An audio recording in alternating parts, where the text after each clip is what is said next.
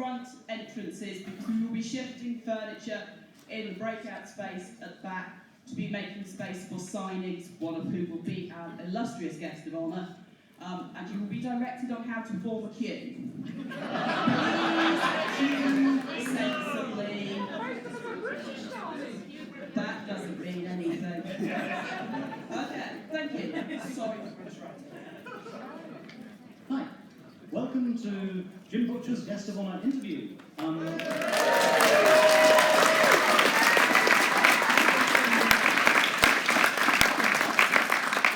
Charles Stross, and I've got the very great privilege of interviewing Jim Butcher on his first ever trip to Europe. Which nearly didn't happen thanks to which airline was it? Delta. But he's here now. He's only a little bit jet lagged, and he's going to stay awake long enough for me to ask him a few questions. To begin with, your first novel came out around 2000, but obviously you've been writing for a little bit before that. You mentioned last night having done a creative writing course. Would you like to start by telling us how you started writing? The prehistory, as it were, before you wrote Stormfront. When I was a teenager, I was in my senior year of high school.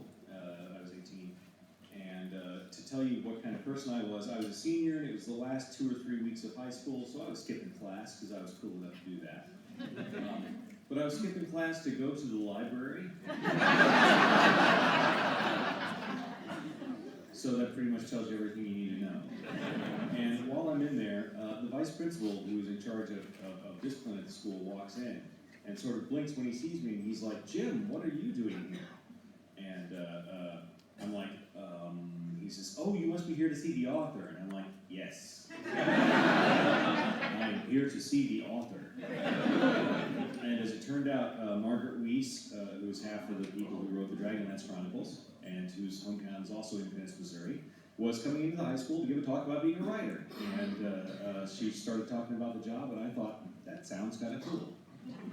And I didn't think much else about it until later that year, and I was reading a fantasy series it was a follow-up series to an initial fantasy series that I loved very much.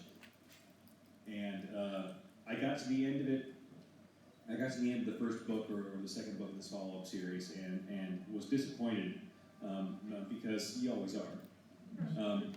And thought to myself, I could have done better than that with this. And then I thought to myself, well, now you have to you can't just say that, you have to actually try it. So when I was 19, I set out to write my first fantasy novel, and it was a big Swords and Horses epic fantasy novel. And I wrote it out over the course of the summer, and it was awful. I didn't think it was awful. I didn't know it was awful. I thought it was going to change the world as we knew it. But, I didn't know anything about writing. It was a terrible story. It was an awful story.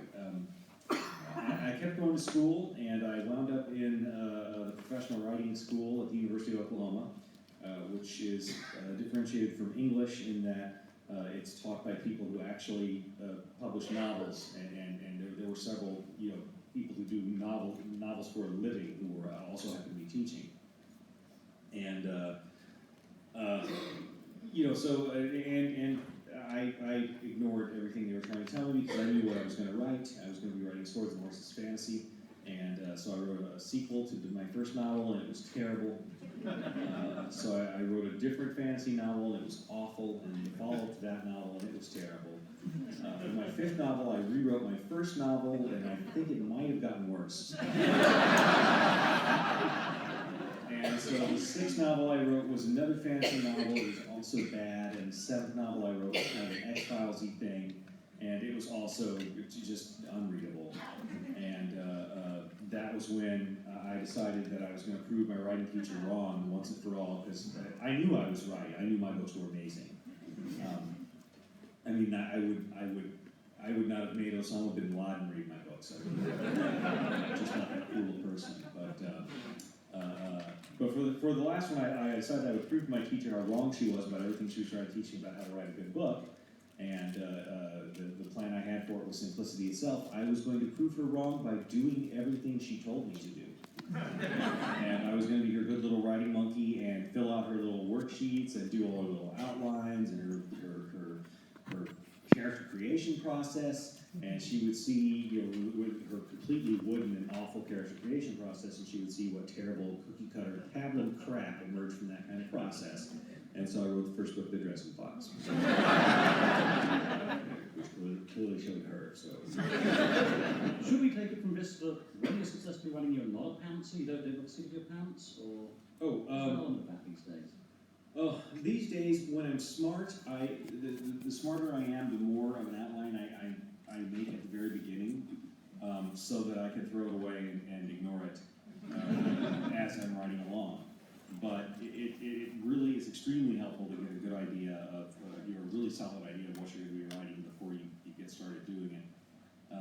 And then the trick is always to leave enough flexibility in your plan that you can change things as you go along, as you get good ideas, as story elements come to you that maybe you hadn't considered before, just as inspiration strikes, because you always have to leave yourself enough freedom to be able to embellish as you go along.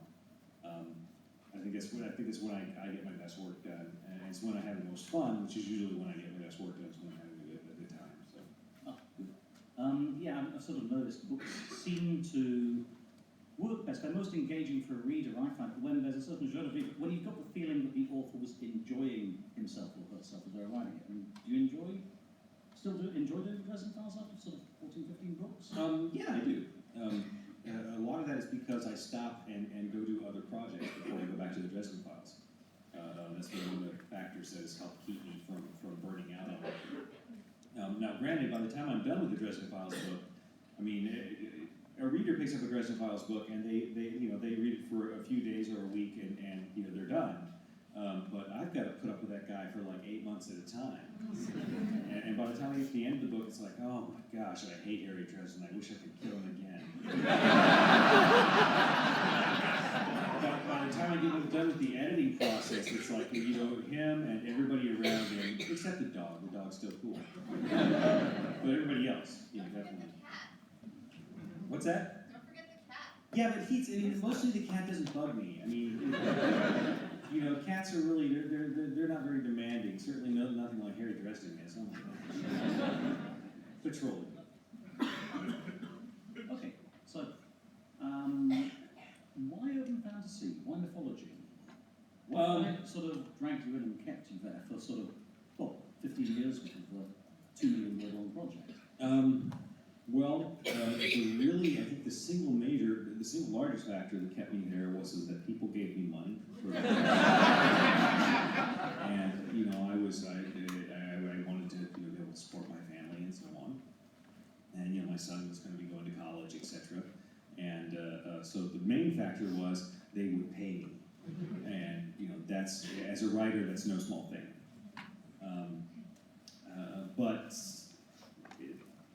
The reason I really liked it, I never set out to write urban fantasy. I didn't want to write urban fantasy. I only wrote that genre because I was proving my teacher how wrong she was. But it just turned out that things clicked, and it worked out. So I started having a good time in the story world. The stories met with an unusual amount of, for me at least, acceptance and enjoyment from readers. And that was a new experience to me. It's like, wait, somebody read my book and enjoyed it? That's odd. That doesn't usually happen with books. I didn't think that was supposed to happen. But no, apparently, they're supposed to have a good time when they read your stories. And I very much got into that. I responded to that almost as strongly, I think, as readers did. And it got to the point where, now I'm at a point where when I plan a story, it's like, oh, the reader's going to want to kill me after this chapter. This is going to be awesome. People are going to be furious. They're going to be posting GIFs of people flipping tables. Definitely. Yes. Best I'll kind. be getting death threats over it. Now, sticking on the subject of the Dresden Files for a bit longer, because, let's face it, that's why 3/4 of you are here, isn't it? Now, you've spoken about having a 20-book story arc plan, pretty much from book 1, and that's a pretty ponderous monster with a huge amount of detail work in it. And not the only 20-book series out there. I'm going to name Terry Pratchett as a perpetrator one. With Discworld, there was something like 30 to 40 books in the sequence. Discursively, a thing about Discworld that's not obvious to people who haven't read a lot of it is it's not a single series. It's about 5 or 6 different series of books flying in loose formation, all in the same setting. Many of them in Ankh-Morpork, but you've got the Death books, the Susan Stowe-Hellett books as part of that. You've got the City Watch, the City Watch books, and Sam Vine's. You have the Rincewind ones as comic relief, but he pretty much downplayed that after the first couple of books. And similarly, I'm seeing new sub-series emerge within the Dresden Files over the years. You've got effectively different series in the same setting, although Harry is a major recurring character in almost all of them. You've got the continuing subplot with the Black Council, the White Court and Vampire subplot, although the red vampires have been pretty much thoroughly resolved. You've got the Denarians, and then you've got mad scheming, and dimly glimpsed coming into view in that is what appears to be some kind of cross-cultural, cross-mythological framework around the whole lot. I keep having the feeling there's sort of Cthulhu lurking in the shadows.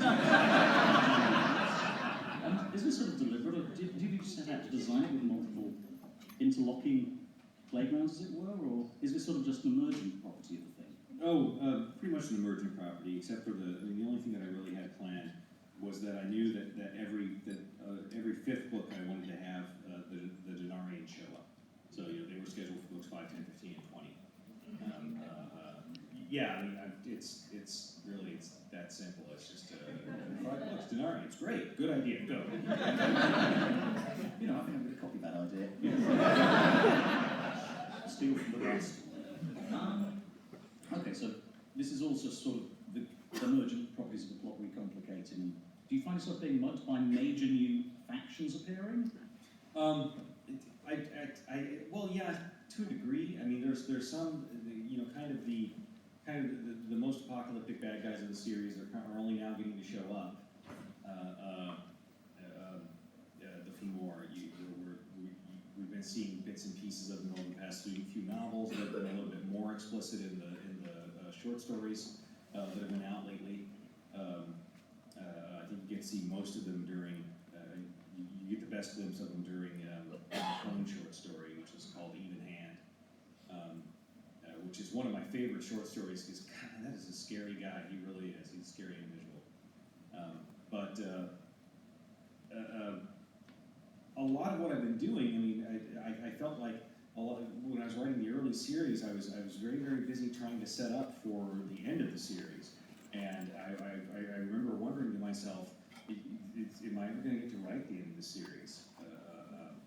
Because I didn't know if anybody was going to buy it. So even though I wrote it, my teacher said it was of saleable quality, and she gave me an introduction to her editor and a cover letter for my manuscript.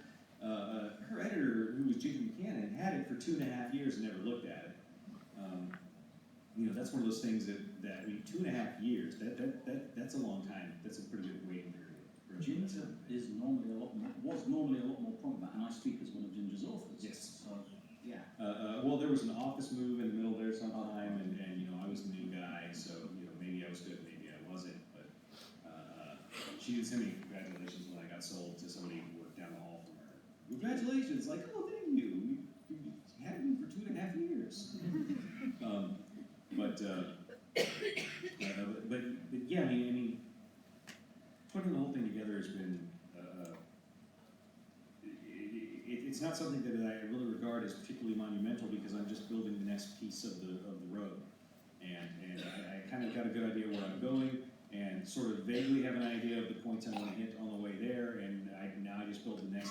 It's time for the next chapter, and I do the next 1,000 words of road. And hang another gun on the mantelpiece. Yeah, you're going to need a bigger mansion to put all the mantelpieces into hold the guns. I'm having fun. I love getting to pay off things that I've been laying out for a long time. I love it when Dresden realizes, hey, wait a minute, the first 3 books in this series were all about these bad guys that have been handed the ability to do awful things to me by somebody who. Oh oh, that was these black council jerks. Who are these guys? What do they want? And so this one is Peace Talks, and the next book is called, in the series is called Peace Talks, and so basically all the member nations of the Unseelie Accords are gathering together, and they're going to try and make peace with the Fomor, and I'm sure that everything will go smoothly. They'll have a nice dinner. Afterwards, they'll go down to the bar and have some drinks and sing some songs together, and everything will be worked out and resolved peacefully. Because that's what happens. Okay. Rewinding a little. Your first several attempts at books were sort of horse and sword opera, and then around 2006 you began publishing the Codex Alera books. Yes. Yeah, you know I was going to ask you about that. I wrote. Okay. This will cement my professionalism in everybody's mind. I wrote the first Codex Alera book on a bet that came out of an argument on the internet because someone was wrong.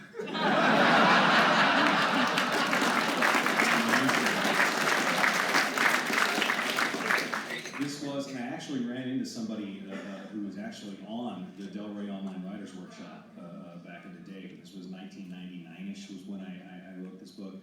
I wrote the first book of the Codex Alera right about the same time I wrote Full Moon. I did Full Moon and then the first book of the Codex Alera. In case anybody wondered.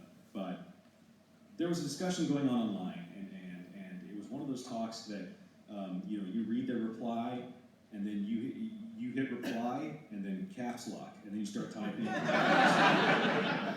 one of those talks. And there were two sides to this argument. And one side of the argument was arguing that what you really needed for a good book was a holy idea, capital H, capital I. That if you had a good enough idea to base your book or story around, it couldn't possibly go wrong. And they said, look at Jurassic Park as their example. Cloning dinosaurs, that is such an awesome thing. How could that, you couldn't miss with that story no matter how badly you wrote it. And they had some empirical evidence to back that up. And then the other side of the argument was that the idea of the story is almost irrelevant in comparison to the importance of the presentation of the writer.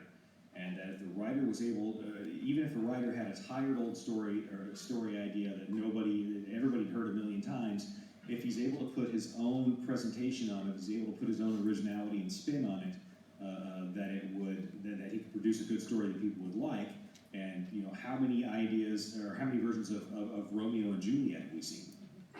So that argument went back and forth for a long time, and I was on the presentation side, and there was somebody else who was kind of the main champion of the holy idea side, and we shouted at one another on the internet for a long time.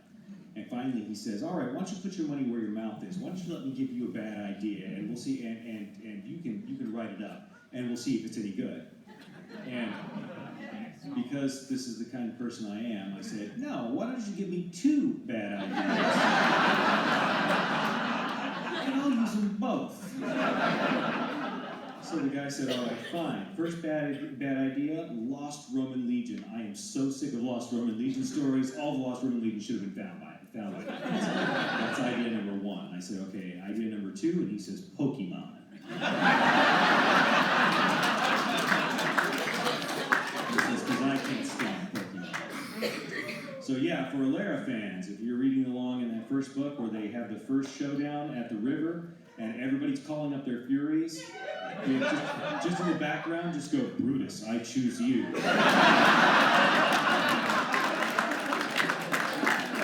And you'll know exactly what was in my head when I was doing that. But particularly maniacally, weren't you? So I took these two terrible ideas, Lost Roman Legion and Pokemon, and the Lost Roman Legion that is generally is the 9th Hyperion Legion that people are talking about. And so I went and studied them, and they marched off into unfriendly territory and were never seen again. Because I think pretty much that was what happened when you marched off against the Scots. You more or less had a bad day. So I said to myself, okay, well, what if they didn't? What if they marched off into a thunderstorm and just never emerged from it? And where do they go? Went to Pokemon. All right. So then I went and I started looking at Pokemon, which had just become a thing. My son loved the Pokemon. He was quite small at this time, and so I went to study Pokemon, which is itself a fusion of two ideas. The first idea being the idea of kami from the Shinto religion. The Shinto religion that belief holds that in all natural things, all natural formations, that there is a spirit that inhabits them. So there's a spirit in every tree, in every pool, in every river. There's a spirit that is the great spirit of a mountain, and you better respect it. And there's also spirits inside pebbles, and you should also show them respect. But if you don't, what are you going to do? It's a pebble. So that was the first one, was this idea of kami, and then Pokemon fuses that with professional wrestling. And so I said, okay, well, why don't we have? We'll go to this land where these spirits are, and that'll be the Pokemon. And I need to come up with a good name for it. And in the background, Big Trouble in Little China was on. That's one of the things I have in the background. It was just getting to the point where the old Chinese men are talking, and one of them says, because all motion in the universe is caused by tension between positive and negative furies. And I went, ooh, furies. It's even Greco-Roman. That's perfect. So I took my Roman legion, I sent them to the land of the Furies, and the Roman legions at that point in history were about half Roman citizens and about half German mercenaries. So I had them develop this bifurcated society that was about half of it was centered around large metropolitan centers, and then it spread out into German freeholds in the countryside, and that was what I gave them a couple thousand years to ferment, and voila, we'll start the series. And it starts off with a boy on a farm who doesn't know his own destiny, because that's where these stories start. I didn't make the rule.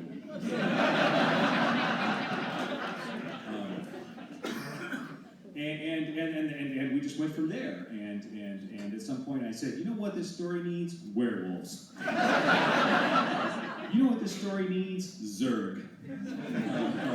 Because everybody's like, the Vord, did you take the Vord from the Borg? I'm like, no, I stole them from the Zerg. From StarCraft. I even named it, I even gave them Creep, only I called it Croach. Because it seemed, that seemed reasonable to me at the time. And I was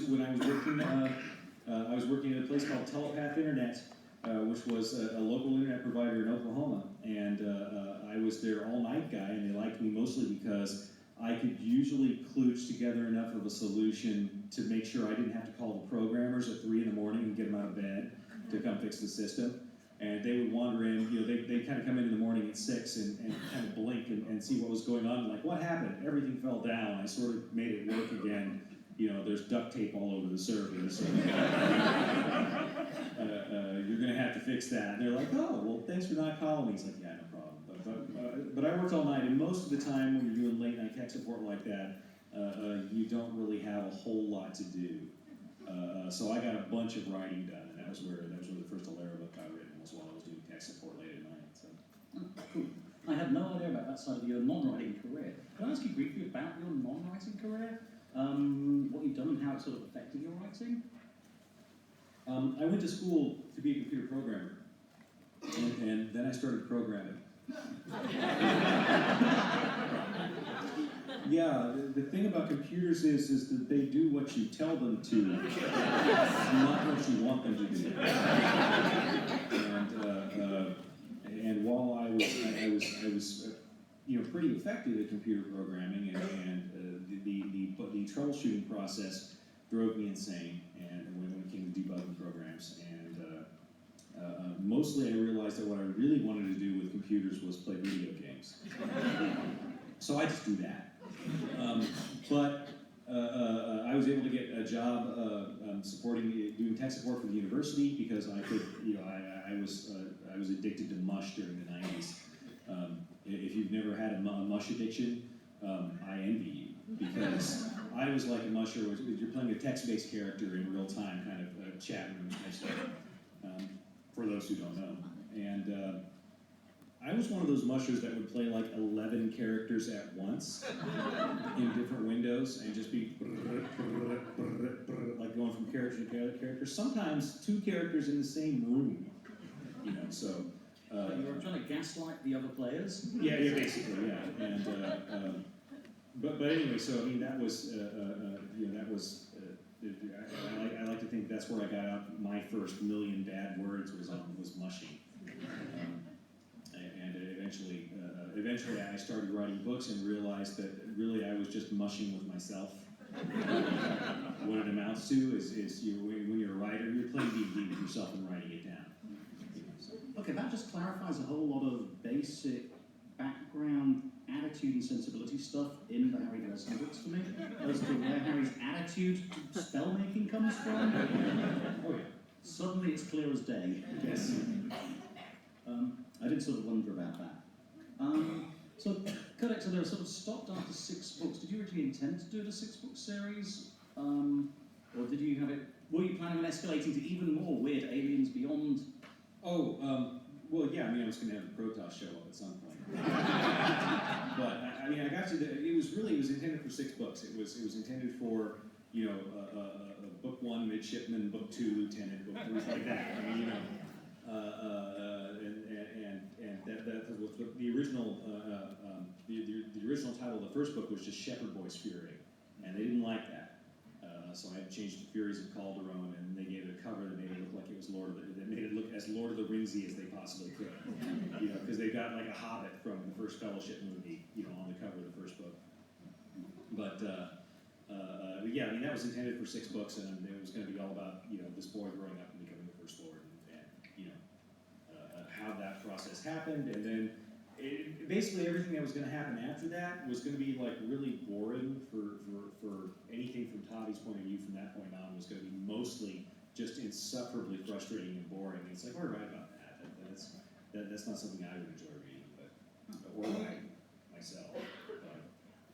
There's possibility of going back to that story in the future. I've got kind of in mind a story that happens about 150 years down the line. So you can kind of see all the fallout from the changes that happened. I've got another story in mind that's the first class of cursors after Tavi takes over. So it's the first Marat cursor, it's the first Canaan cursor, and poor Aaron has to be in charge of this madness, while Fidelius is sort of in the background being Yoda to his Obi-Wan. So it doesn't overlap at all with your new project, The Cinder Spires. Cinder Spires is brand new stuff. Right. Want to tell us about it? It is. I wanted to call it steam opera, and my editor said you can't just invent a new genre. but honestly, it's steam opera. I'd like to say that it was. I like to compare it to the first part of this comparison was originally to X-Men, and then I thought no, it needs to sound more steampunky. So now I say it's League of Extraordinary Gentlemen meets Hornblower.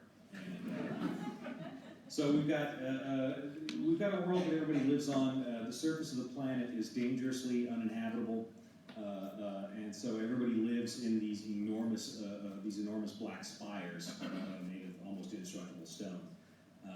And all commerce and trade and travel happens via airship between these spires. And I would like to tell you that you will enjoy the books because they've got compelling characters, or because the story world is nifty, or because they're fairly tightly plotted. They're plotted much more like a Dresden Files novel. But really, they're going to be popular because they're talking cats. And I've had to accept that. But yeah, there are cats who talk. They speak their own language. They don't speak English. They understand English, except when they don't. But they kind of live in parallel alongside humanity. And you've sort of got to respect the cats because they've got kind of opposable thumbs. The humans all working down in the tuna mines. Yeah, well, exactly. they've got opposable thumbs and matches. So, you know, I notice your warehouse is rodent-free. Perhaps you would like it to continue to be rodent-free. Perhaps there will be cream waiting for us once a week at 3 o'clock. You know, cats are kind of, there's a lot of mafia parallels going on. But the lead cat is he has a pet human, and she actually speaks cat, and he's been working with her on her horrible accent, she is one of the people he's recruited for this basically this troubleshooting team that the monarch of the Spire Arc puts together. So the Spire-Arcs, they're kind of the Spire-Arc's own. He recruits a privateer captain who's fallen on hard times. Should we assume Zeppelin's here? No, the ships are based on there's a crystal technology at work that where my magic comes from, more or less. I mean, it's not called magic; it's called etherealism, and so there are etheric crystals and etheric engineers and so on. And these ships are powered by these crystals. A bunch of the weapon designs are built around crystals. There's also gunpowder weapons. Ship-to-ship combat is incredibly destructive. Basically, you know, you've got ships made out of wood with energy weapons, so it's really quite spectacular. As long as you get to be the guy who watches the pretty explosions and not the guy in the pretty explosion. And so I had just a terribly good time writing it. I mean, I had a load of fun writing it, especially kind of the end of the series. There are these people who basically they're called etherealists, and they're like etheric engineers who skip that troublesome part where you have to build a machine. But they're all a little bit weird because working with etheric energy just does weird things to your brain. So they're all a little bit strange, and if you've got an etherealist around who's sort of mumbling and talking to people who aren't there and bumping into walls, that's good. Because the scary etherealist is the one who's neatly dressed and inviting you over to tea. Because there's something really wrong with that one because you can't see it. Their management track. And two of the spires are, the book started off with two of the more powerful spires in the world have been having territorial clashes, and they're getting ready to go to war. So Spire Albion and Spire Aurora, and bad things are about to ensue. And this Spire Arc is busily recruiting a team of people with various abilities to help him get things done. And that's kind of where the story starts. And the cat is the cat is sees himself obviously as the absolute center of the story. And the only problem is he's almost as good as he thinks he is, and he's like extremely useful. So the cat's to the rescue. It happens. Oh, this is sounding awfully like Girl Genius with Cross Emperor of Cats. Ooh. None of whom obey him because they're cats.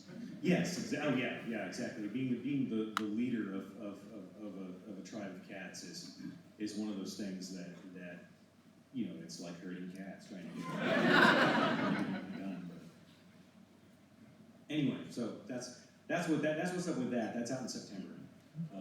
And you said it's a series? Yes. How many? Right now I've got 3 sold, and if it finds an audience and I'm still having a good time, then I think I could probably do as many as 9. But we'll see how it turns out. Right. At which point I've run out of immediate questions stored up because we've gone through them too damn fast. I'm sorry. Don't worry about it. You're not as jet lagged as I was expecting. This is the second bottle of sugar and caffeine in the past 36 minutes. So. Light him up and let him run. Other projects. Now, is it safe to ask you about what happened with the Harry Dresden TV show? Yes, because I had no contractual authority whatsoever to do anything on that show. It was basically, we've got your signature, thank you, Jim, see you later. And so, I mean, anytime you take a property and it's going to go off to another media, you have to understand that you're sending your baby away to boarding school. I mean, you definitely want to do everything you can to make sure it's a nice boarding school, but in this case, this was just a really expensive boarding school. Sending my kid off, maybe it'll be good for him, maybe it won't, but there's nothing I can do about it because they don't let the parents see the facilities or anything. So. But as it turned out, I wound up meeting Robert Wolf, who was in charge of it. He's the guy who had done the first season and a half of Andromeda, and the Joseph Files was his next project after that. And it turns out that he was a gaming nerd with way too much interest in the Roman Empire, like me. And he was a writer on Deep Space Nine. He was the guy who did most of the Dominion arc. And I was like, it always seemed to me the Dominion was really just the Roman Empire. I mean, they've got the Horda running around as their Greek advisors, and they did their own legionnaires and so on. And he's like, yeah, exactly. That was exactly what nobody realizes that. So. And we hit it off, and so I actually had way more input on the show than I think anybody realized, or at least anybody back in the studio realized, just because I got on so well with Robert, and he actually read the books and liked them and so on. So that worked out really well, very fortunately. The show itself, I think that the folks who were on the ground making the show did absolutely everything they could within the limitations they were handed. I mean, it was a really hard-working crew. I got to go up and see several episodes being filmed. I got to do my Stan Lee appearance in the background of one of the episodes. And I got to be one of Butters' minions, working there in the background. But, I got to meet the cast and crew. It was really interesting. Actually, being on the show was a very surreal experience because here I am on the show, and there's Harry, and there's Murphy, and there's Butters. Only everybody else could see them too. So that was unusual for me, to be honest. But I mean, they were clearly a lot of the folks were having a good time. They were working very hard. I was very pleased with that. Now I have a theory as to what happened to the show. It's not based in any sort of reality. It's a conspiracy theory, and I got no proof to back it up. Which I really feel that proof just detracts from a conspiracy. So really what you need for a good conspiracy theory is a lot of pictures and yarn and thumbtacks. That's what it is to a conspiracy theory. So I think the show was kind of torpedoed from back at home. The president of Sci-Fi was Bonnie Hammer. She had just brought the science fiction channel Ghost Hunters and Wrestling were the two shows that she brought to Sci-Fi. And David Howe, I think was his name was, British guy, was he was the producer that was kind of over the Dresden Files. It was his section of the channel.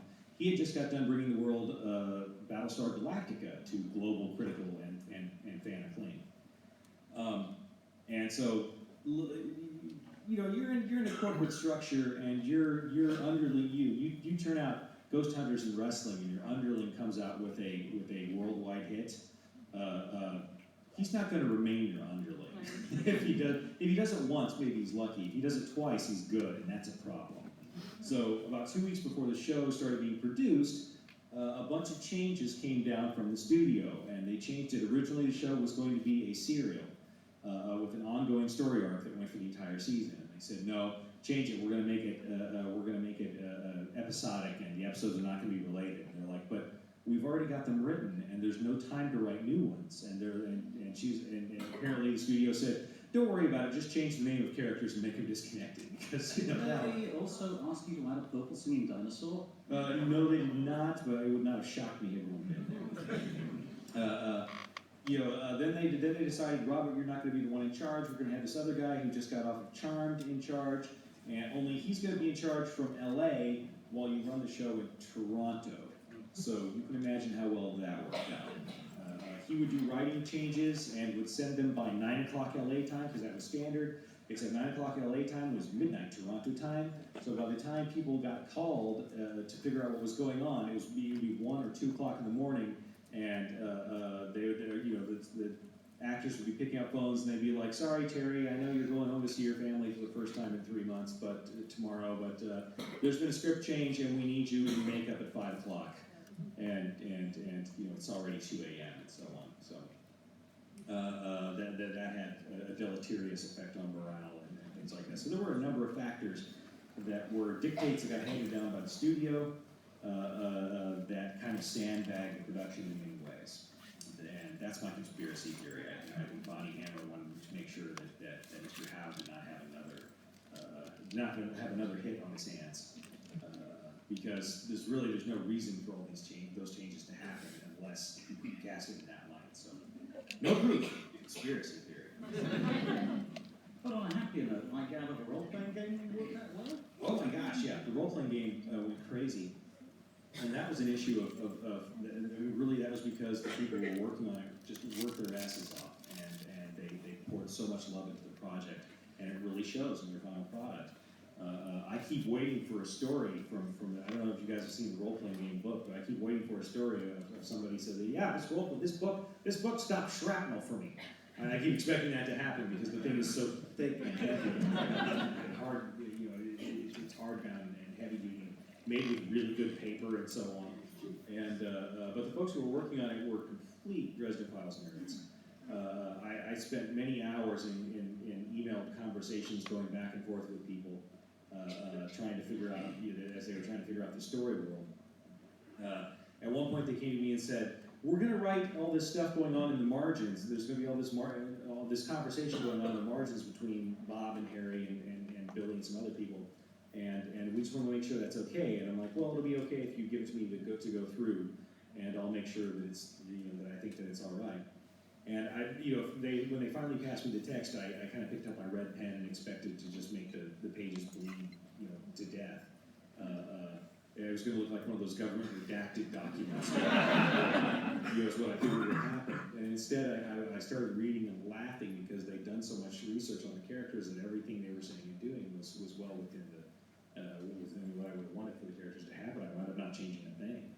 And I finally got to the point where it's just like, you know what, these guys, they really love it. They're working very hard. I trust them. And that game got received everywhere. It was winning awards left and right, and it had an extremely unusual amount of success.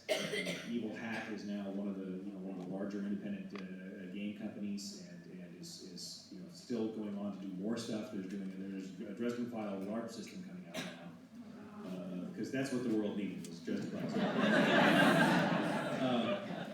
Although I'm like the one guy who can't play the Dresden Files role-playing game. Because I'm a power gaming weasel. GM session. I guess I could GM a session, but it's too much like work. But you couldn't really GM me either, because it'd be like, yes, it is that way, Mr. GM, and if necessary, I'll write it that way.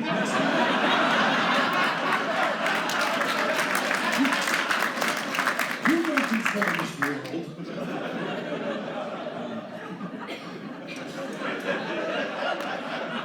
But everybody else seems to be having a pretty good time. So that's good. Okay, and I guess the last bit of spin-off to ask about, no, the second to last, the graphic novels. When did they get started and how? I was at New York Comic Con, and the Dowell brothers came to me and said, "Hey, we're really huge nerds about your series. We really love them, and we want to do graphic novels, and would you be willing to work with us?" And I go, "Comic books? Icon has comic books?" And so I went out and so yeah, we can do that. And so I went out and I got some comic book scripts to use as models for the first the US Cross comic book script.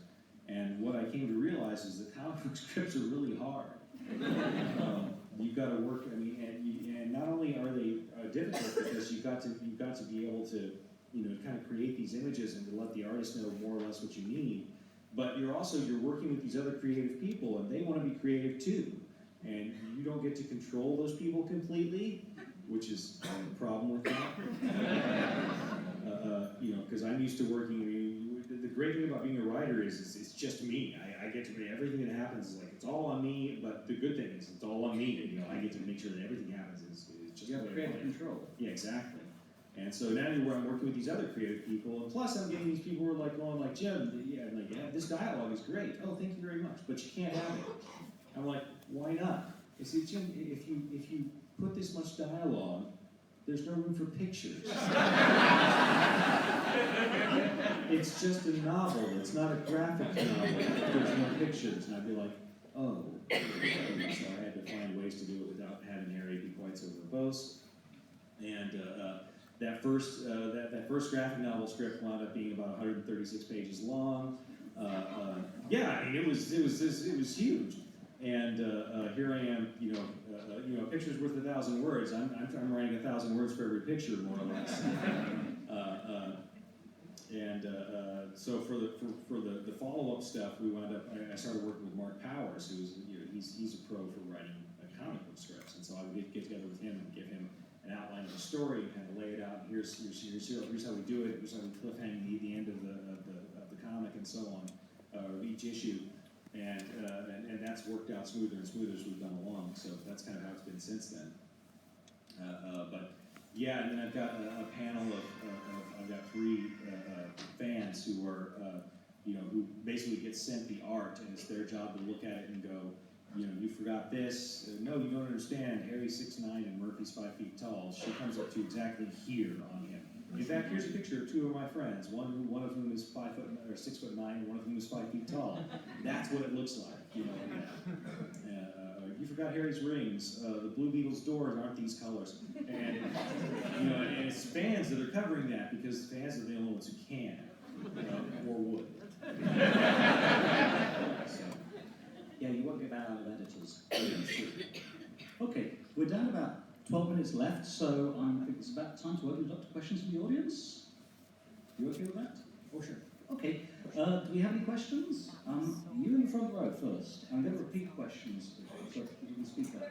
There's a mic. Oh, there's a microphone. Great. Yeah. We came to the Dresden Files through the TV series and then read the books, and I absolutely loved Paul Blackthorne as Harry. I thought he was brilliant. And then for my 5th reread, I was listening to the audiobooks by James Masters, and he is now his voice to me. So when I read the books, I see him as Paul and hear him as... And I just wondered what you thought of their performances. James he's wonderful. He actually gets really into it. He'll get excited and jump up on tables and read part of it from standing on a table. He'll actually make little owl sounds and so on. He totally gets into it. He does great with the books. I'm very pleased with James.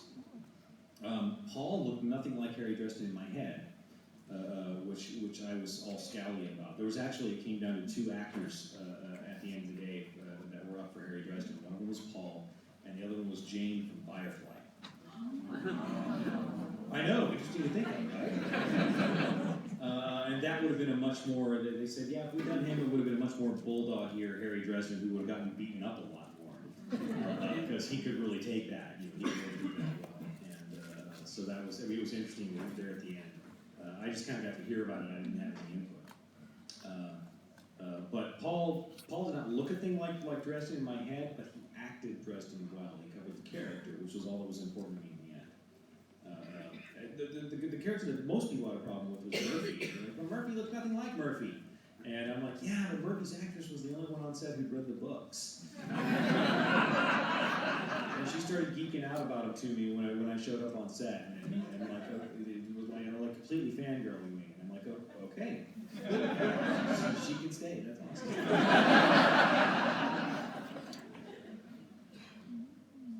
Okay, I see another arm go up there. Did Mr. Holy Idea admit he lost the bet? Did Mr. Holy Idea admit that he lost the bet? At that point, it was about 1999, and we weren't really sure how copyright was going to interact with the internet as yet, as far as first publishing rights and so on. If you put it on the internet, it wasn't published, etc. So by the time I had the first couple chapters done and the story was going much more smoothly than I had imagined it would, he's like, so where is this? And I'm like, where is this story? And I wrote back to him at one point, I'm like, you know what? I actually think I can sell this. I'm going to hang on to it and keep working on it, see if I can sell it. He's like, oh, I see. So in other words, you lost the bet.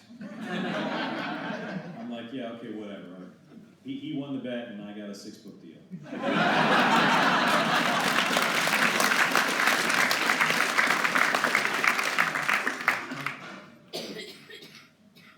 So, Joel, shading my eyes to see if somebody else has a hand. Yes, there's- Right over there. I think we're going to need the microphone for this. Hi, great fan of the books. Question, you talk about the arc of 20 books and it's about the world, but what about the character? Do you have a character arc for things that, most important characters are learning through that journey? Yeah, the character arcs, the character arcs that I had in mind were for very objective stuff. In terms of this character is going to have to grow this much to be able to handle this much danger and risk as we get into the books, as we get further in. And that was mostly centered around Harry. But how they got to that point was not something that I scripted very closely. And I did not script, personality-wise, I did not script things very well at all, because at that point I wasn't capable of keeping track of that many things as a writer.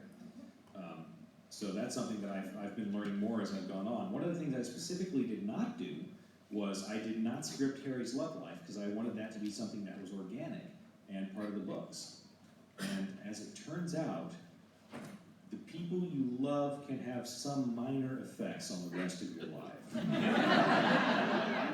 So that's been an interesting thing to look at as I've gone along. But yeah, but that's not something I don't know if Harry's going to get a happy ending or not in that sense. I'm still telling that story myself. And it's not something that I wanted to plan out. I don't know. I like beating up Harry Dresden, man. If people ask me, why do you like torturing Harry Dresden so much? And it's like, what you don't understand is I don't enjoy torturing Harry Dresden. I enjoy torturing all of you. It's just that Harry Dresden that's how I get to you. Besides, if you don't know quite how it ends and how it delivers closure for Harry yourself, you can leave your audience guessing. They're not going to be picking up on clues you've shared. Well, yeah. Unconsciously. Although I think I wind up unconsciously putting things that get used later anyway. Because I'll be rolling along and think to myself, why did that character say that or do this? And I'll be like, I don't know, that's curious. Maybe it must be something I'm going to use later on, and I just haven't told myself about it yet. And then sure enough, later on I'll go, oh, that's why that character did that. Right, okay, I can write this right in, no problem. But yeah, I mean, that's the big trick. That's the big lie of being a novelist. You guys know I'm just making this stuff up, right? I mean, I'm just sort of doing it as I go along, and here it's live performance art. You guys are watching me get it done. Okay, we have time for a couple more questions. I see a hand up over here. If we can have a microphone, please. After the Dresden Files, do you see yourself writing more stories within that sort of setting, like some of the other characters within it, obviously slightly expanding them out amongst their experiences within that world?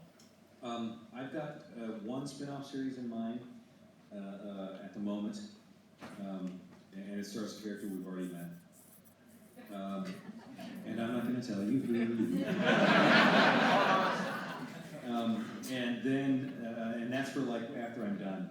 With the Dresden Files, and then I've got in mind a young adult series that actually my sister and I are sketching out right now. That is going to be Maggie going to St. Mark's Academy for the Gifted and Talented with Mouse, which is that's a place that showed up in one of the Bigfoot short stories. So Harry gets to walk up to the principal during that story and say, it's too bad it's not St. Mark's Academy for the Resourceful and Talented, because then it would be smart. And instead, you're just smacked. But it's a school where a bunch of these supernatural beings are around Chicago, where they send their signs to learn, because they can be around it. It's neutral territory, and they can be around other kids and sort of learn this is what the life is going to be like. And there's sort of an understanding of we're going to let the kids sort things out themselves. But there's even more than that going on that grown-ups don't know about. That would be a lot of fun to write with. Be able to write Maggie, who really has tons of issues as a kid. She's got like crippling social anxiety. unless things are on fire and people are screaming, at which point she's perfectly normal. She gets along in that situation just fine, but the rest of the time she really needs the dog to be her people person for her, because he's much more of a people person than Maggie is. So. Okay, we've got time for one last really quick question, I think. I'm just looking over this side. Okay, right at the back there, waving.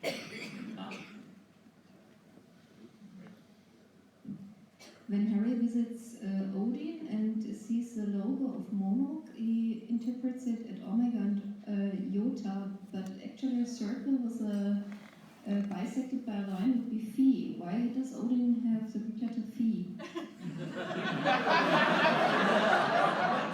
Okay, my accent's really bad, so I only got some of that. I mean, honestly, I didn't get the question at all. The circle bisected by what? The symbol for Monarch. So Harry thinks it means Omega and Iota, but Omega is the one with the little legs. It would be Omicron, and actually a circle with a line through is Phi. Oh, yeah, because For philosophy or philo. Because I learned all of my Greek letters from frat houses. And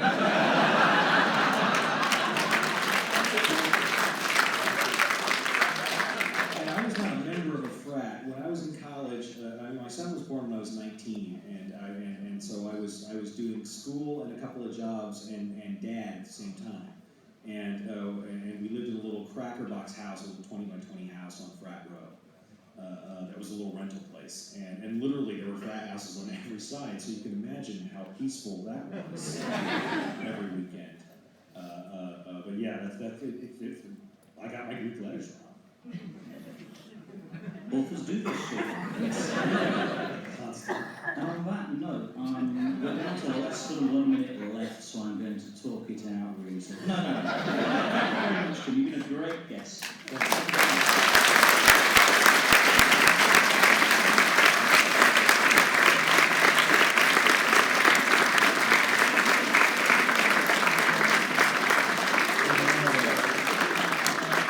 Orderly people in the universe, science fiction readers, you can have orderly form of line.